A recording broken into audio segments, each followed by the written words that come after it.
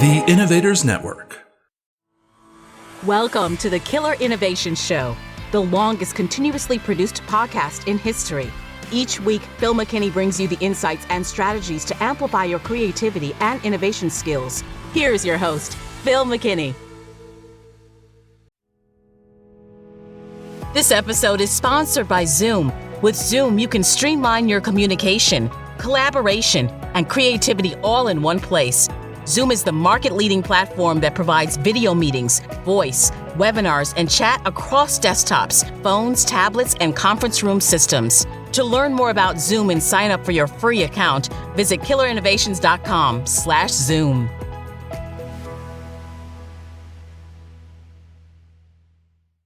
In a world obsessed with success and terrified of failure, mastering the experimenter mindset isn't just an advantage.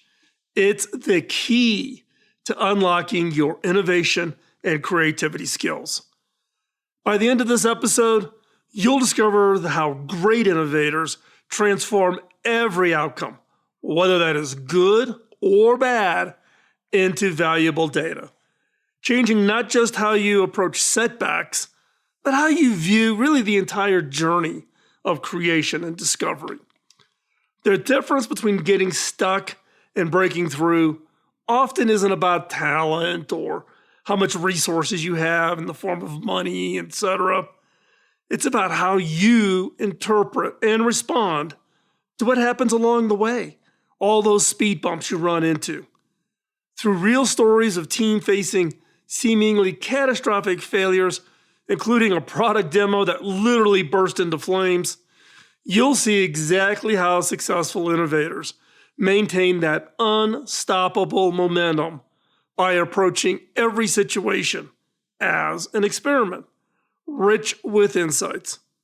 And by developing your experimenter mindset, you'll learn to see patterns where others only see problems, transforming the way you approach challenges and turning every outcome into a stepping stone towards your next breakthrough innovation. So let's start with a story of my own. One afternoon, this was early in my career, I found myself staring at the smoking remains of what should have been a breakthrough product demo.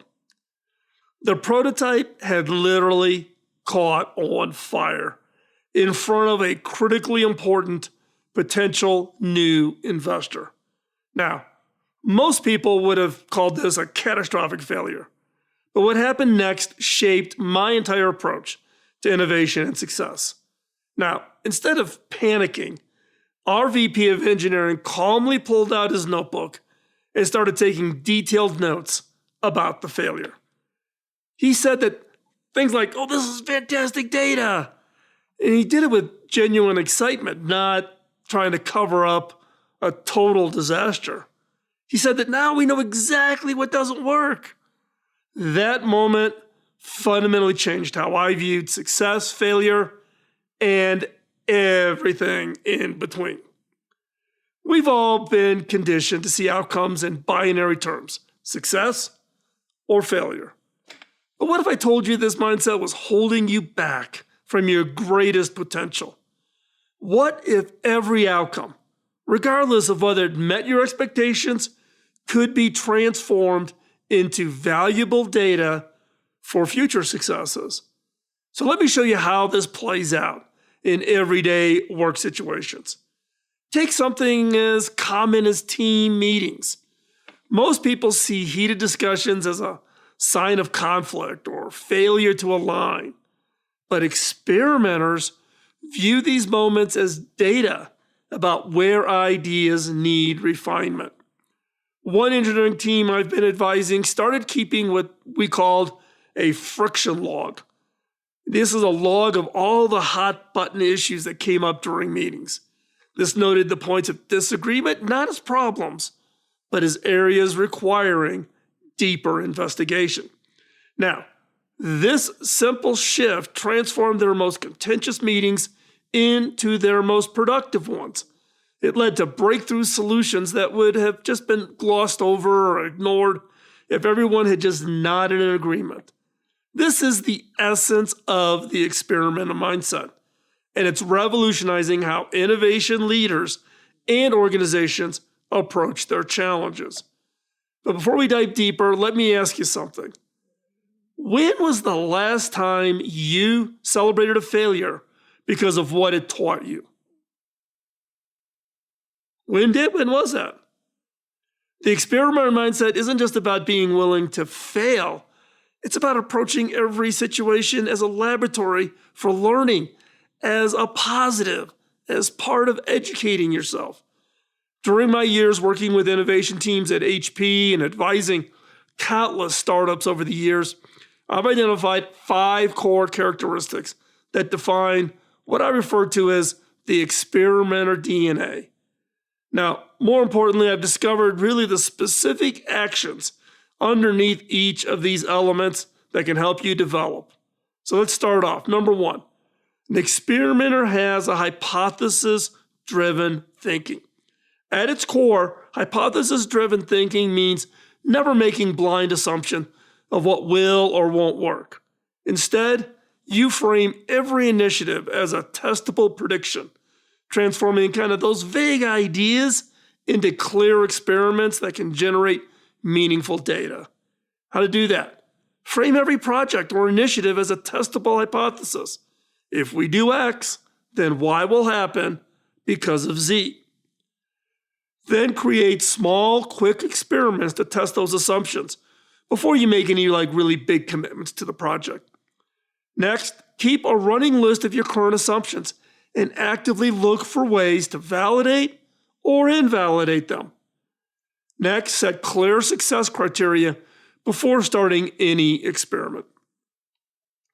The second element of the DNA for an experimenter mindset is maintaining meticulous documentation. Documentation isn't just about, recording what happened. It's about creating a living library of insights that really compound over time.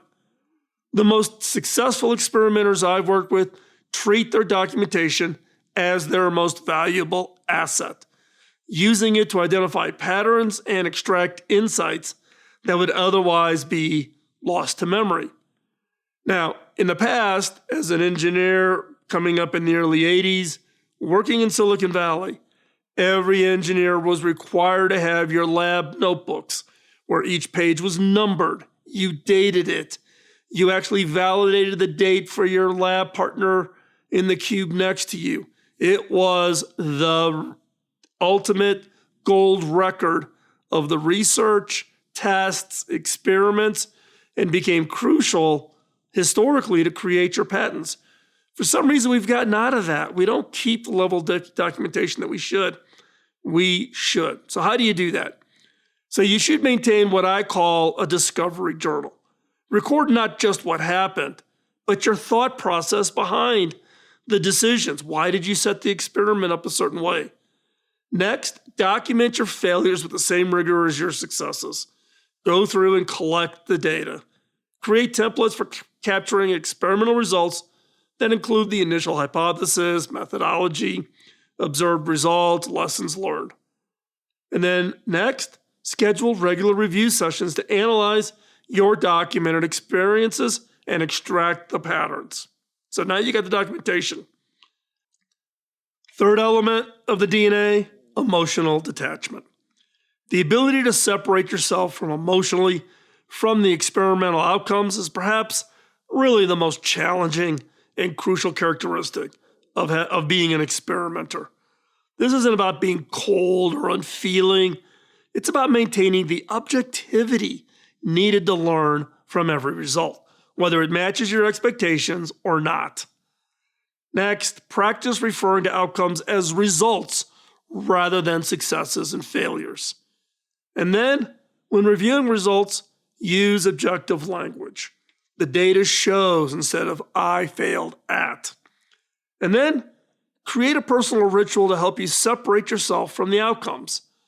I know one executive who literally has an experimenter hat. He puts it on when he's doing his experimentation, and he takes it off when he leaves the innovation lab. And then Celebrate unexpected results as much as the expected ones. They often lead to breakthrough insights. This is where you celebrate successes and failures. You celebrate the results, the learnings. That's important. The fourth element of an experiment in DNA is pattern recognition. Pattern recognition is the art of seeing connections and insights, really across seemingly unrelated experiments and results. This skill transforms individual data points into a web of understanding. It allows you really to spot those opportunities and those solutions that others miss. So how do you do that? After each experiment, ask, where else have I seen something similar? Then keep a pattern log where you record reoccurring themes across different experiments. And then practice connecting dots between seemingly unrelated experiments. And then schedule monthly pattern recognition sessions where you review your experiments, maybe with yourself, maybe with other team members, looking for those hidden connections. The fifth element of a DNA for the creator mindset is an iterative mindset. An iterative mindset means understanding that the first attempt is never the last. It's simply the beginning of a journey of continuous refinement. It's about embracing the idea that every result, whether positive or negative, is simply a stepping stone to the next, the better experiment. So how do you do that? You break large experiments into smaller, testable chunks. You set up that rapid feedback loop to quickly gather data. You create iteration cycles with specific time frames.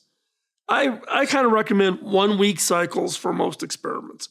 If it goes longer than that, it's easy to get distracted, pulled off, modify the experiment. You want the experiments to be small and in chunk sizes. Next is maintain a next test list where you immediately record the ideas for follow-up experimentation. So you're constantly building an entire list of experiments. So one more time, the 5 core characteristics that define the experimenter's DNA are: number 1, hypothesis-driven thinking; 2, meticulous documentation; 3, emotional detachment; 4, pattern recognition; and 5, having that iterative mindset. Now, here's a truth that took me years to understand about this experiment mindset. Your experiments can fail without you being a failure. I've had umpteen number of failures in my career. It did not derail me. It's how you think about that. How do you use it to push through, not to give up, to keep going? Now, this distinction may seem obvious when stated plainly, but I've watched countless talented people abandon promising paths, entire careers, because they couldn't separate their identity from their outcomes. Now, I remember working with a brilliant engineer who had developed an innovative approach to data storage. Now, his first prototype failed spectacularly during testing. Now, instead of seeing this as valuable data, he took it as a personal indictment of his capabilities as an engineer. He almost quit the project entirely. It took me several long conversations to help him see that failure of the prototype wasn't a reflection of his worth as an engineer. It was simply a data point towards a better solution. So here's the question that we always challenge with. How do you transform that failure into data? So let me show you exactly how to do this, how this works in practice. Now remember that smoking prototype I mentioned earlier? Here's what our team actually did in the hours following that spectacular failure. First, we pulled out a blank sheet of paper and drew a simple chart with 3 columns. First column was what happened. The next column is why did it happen? And the third column was what it teaches us. No complex frameworks or fancy terminology, just a straightforward questions that anybody could answer. So, under what happened, we listed every observable fact. Which components failed first? What was the smoke smelled like? Yes, literally. Did it have a plastic smell to it? Or did it have that electric ozone smell like to it? And we even measured and documented the room temperature. Was it cold in the room? Hot in the room? Was it a humid day? What was the temperature outside? What date was it? So was it summertime? Etc. Then under the why it happened, we wrote down every possible cause, from obvious ones like electrical overloads to seemingly crazy ones like atmospheric pressure. The what it teaches us column transformed each of these observations into specific next steps. Now, this simple 3-column approach revealed that our failure had actually shown us 2 critical things. One, our cooling system needed complete rethinking, and our backup power circuit design was fundamentally flawed. Both insights proved invaluable in creating our next version of the prototype. Now, I've since taught this 3-column technique to literally hundreds of teams. It works because it's simple, it's immediate, and keeps you focused on extracting value from every outcome. No special training is required. Just grab a piece of paper and start filling in those columns. The trick isn't in making the process complex. It's about making it immediate. The longer you wait to capture these insights, the more likely you are to miss those crucial, critical details, or you'll let emotions color the analysis. But here's where it gets really interesting.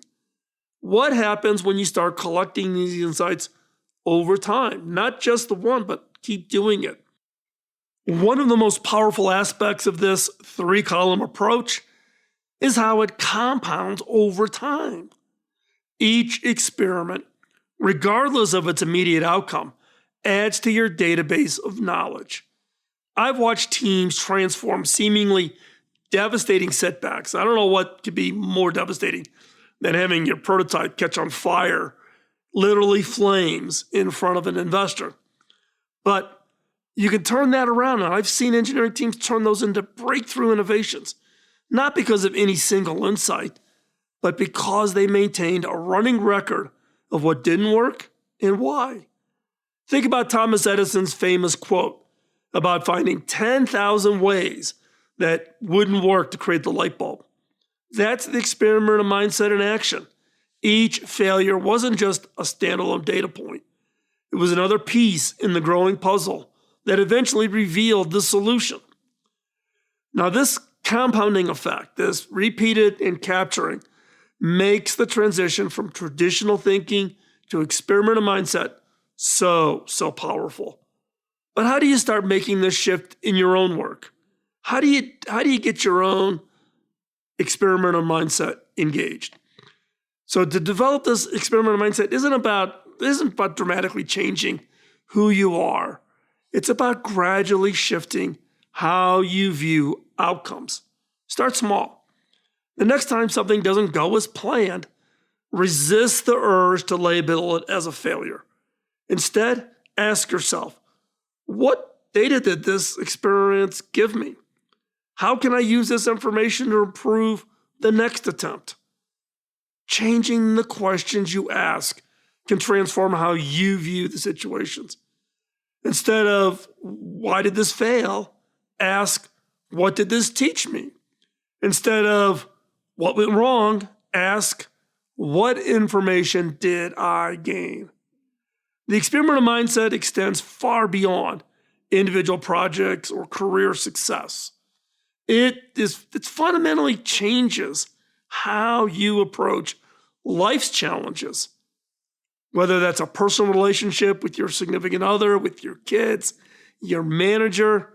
When you view every experience as an experiment, you become more resilient, more innovative, and ultimately, you will become more successful. In my decades of working with innovators and leaders, I've noticed that those who embrace this mindset not only achieve more, but also enjoy the journey more.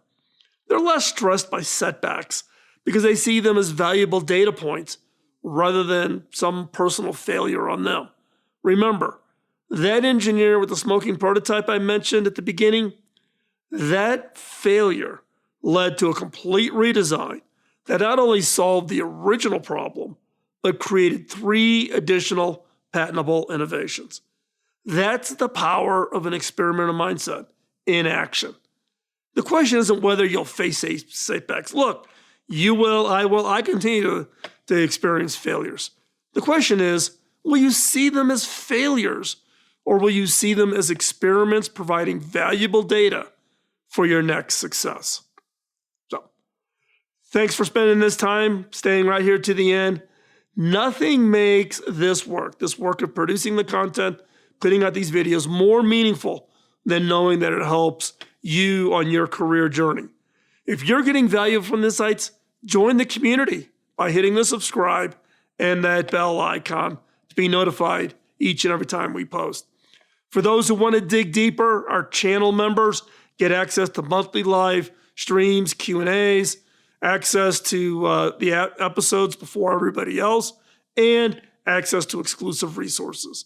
So visit the channel here on YouTube and click join, or visit Patreon page. The link is in the description. And hey, drop me a comment with your thoughts. I read every single one and love connecting with all of you. So we'll see you next week. Bye-bye. Podcasting nonstop since 2005, this has been the Killer Innovation Show on the Innovators Network. This show is distributed by the Innovators Network. For more information and other great shows and content, visit theinnovators.network.